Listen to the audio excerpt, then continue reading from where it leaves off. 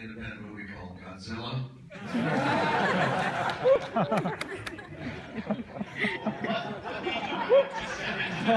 Those shoes. What made me want to step into Dalton Trumbo shoes? Or slip into his bathtub, right? Well, for me, it's all about the story.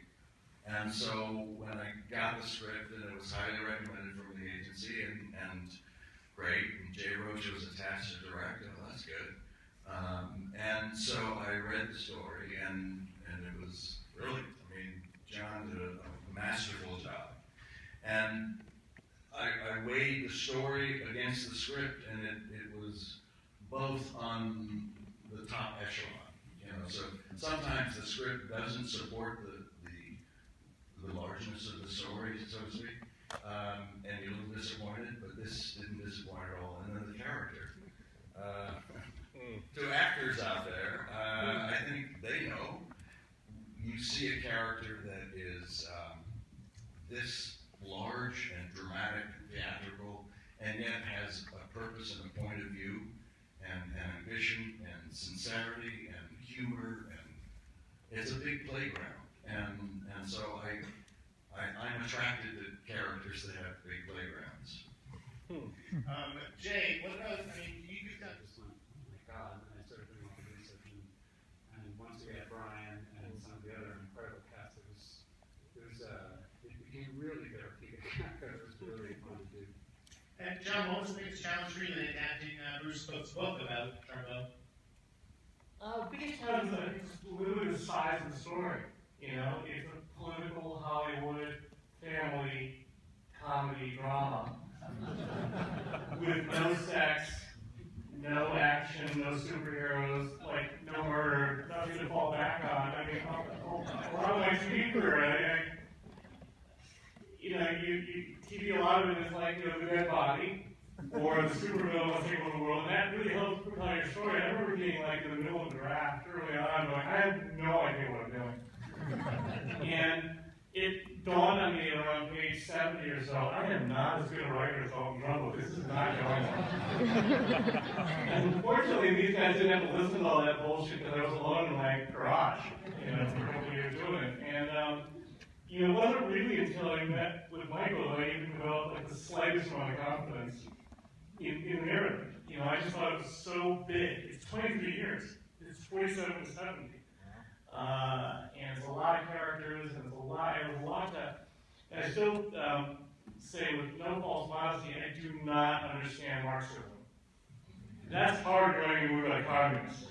And I would flunk class in Marxism. But, you know, having these collaborators come in and challenge everything, and every day, everything got a little bit better, a little bit better, a little bit better.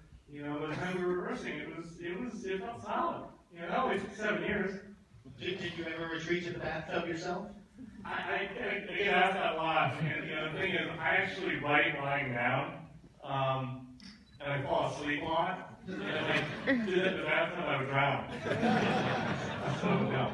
We're glad you stepped out then. I don't think he chose this fight.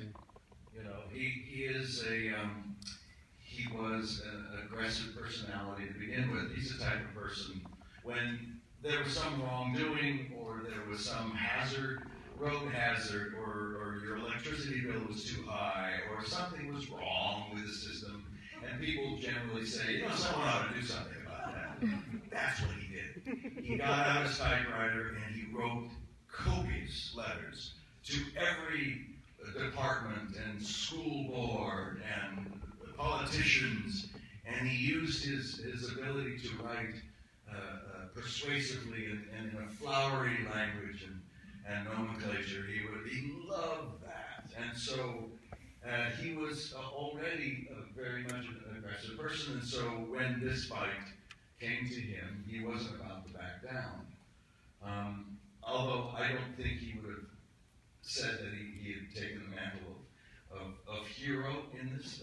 Other people maybe, you know, years later put that on him, but I don't think he would look at that.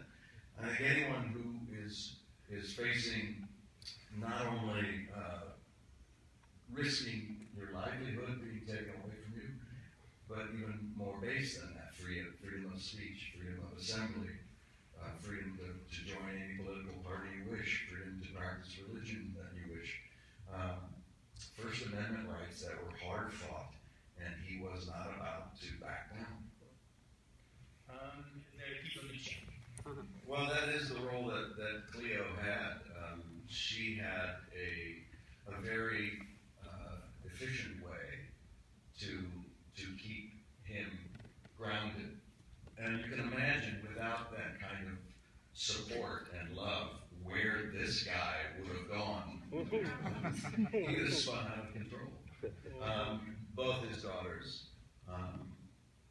very, very strongly said that the mother, Cleo, was that foundation and kept it all together through tremendously difficult periods, as you can imagine. And what we didn't cover, the exposure of these little girls and Chris, the son, going to school and being exposed to bullies like you talked about, and figure pointing, and being ostracized by friends and things like that. So it's very difficult, but your question to Diane Lane, I've always had a crush on her. So it was great to kiss her finally. Well, I didn't have to get blind, that's a problem. Yeah. So that was nice. Not difficult to imagine being in love with her at all. And she's just a wonderful artist and very sensitive and very caring. And we had a period of rehearsals before we started to shoot anything. And I love this process that Jay has. And we were just sitting around the table and constantly reading and talking. And a lot of good material comes out of that, and also a feeling of interdependency with your actor and getting a sense of how they might approach the work, and for actors and the director to how each actor is very different in the way they approach a job.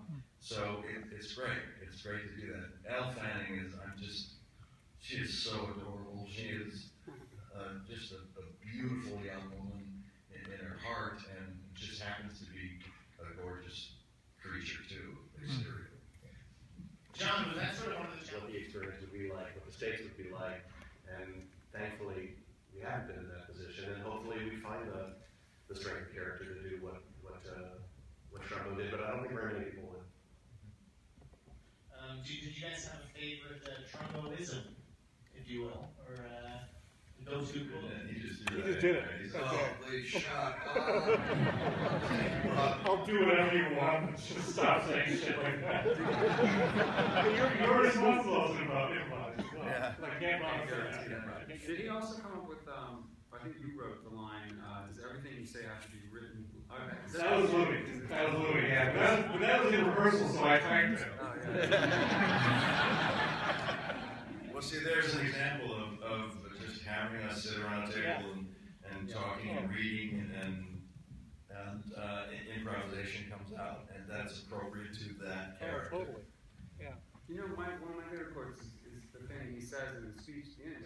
With John Wayne, and they had this disagreement, and the point was so simple: we both have the right to be wrong. It's that simple. Really. Yeah. It's not really going to summarize the whole movie. I totally wrote that line. I said it.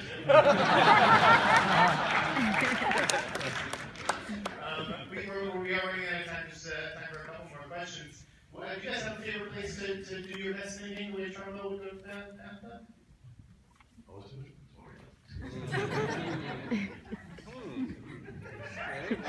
Fiji? Fair enough. And we'll close it on this one. If you're a fan of screenwriting and Dalton Trumbo, you're probably a fan of Wes Anderson. I know you're working with Wes Anderson on his next movie, Bryan. Can you tell us anything about it or who you play? No. It's a wonderful animated project that he's done. But yeah, he's a great guy to work with. But we should end on a Trumbo question. Okay, let's. Sure. We'll take one from the audience right with this gentleman. Last question of the night. Okay, there's two things here. One, first of all, thank you for a timely and wonderful movie, okay? Here's my question. There's a line in the movie where it says, "It's over." And then there's all of you saying, will you have, and will all of us have, the strength of character if anything like this ever happens again? And that brings up Quentin Tarantino in New York City for 3 days last week with families who have lost their loved ones to murder by police. And I just came back from New York, and here's my question. He's the boycott from the LAPD union, the New York Police Department union, from the Philadelphia Police Department union, they're boycotting him. So isn't there, among all of us and for you, the need to stand with him? Now, his stand is very important to stop murder by police, but he's an artist who's looking up a progressive Is this really about cause. Trumbo, though? Huh? Well, here it is. I told you it would be good. Yeah, I mean, we should stand with Quentin Tarantino because it's not over. There's probably another time for that, though. So let's get one more question about Trumbo from this gentleman right here. My question is for John. I know Trumbo was forced to move to Mexico at a certain point. How was the decision made to exclude that part of the story? I was forced to accept the budget. Why'd you